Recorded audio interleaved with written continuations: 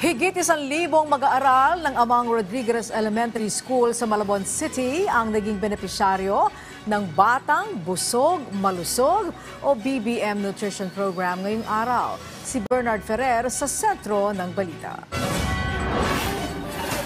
Masayang sinalubong ng mga estudyante ng Amang Rodriguez Elementary School sa Malabon City ang Office of the Presidential Advisor for Poverty Alleviation.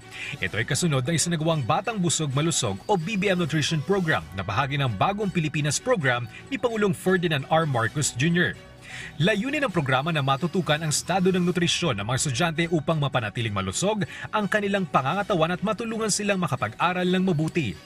Pinaunahan ni Presidential Advisor for Poverty Alleviation Secretary Larry Gadon ang pamamahagi ng Nutribon, mineral water, powdered milk at oatmeal sa mga kinder hanggang grade 6 student ng eskwelahan. Gagawin namin ito ng tuloy-tuloy and as much as possible on a sustained basis para magsilbing inspirasyon at motibasyon sa iba pang mga private companies na i-adopt din nila itong program na ito, ang BBM, Batang Busog Malusog Nutrition Program.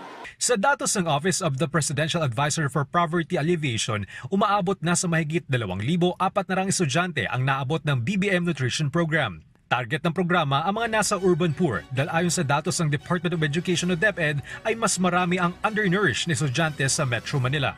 Alam niyo po, malaki ang maitutulong ng BBM, Batang Busog Malusog, sa aming paaralan because ito po ay mag-augment ng feeding program ng school.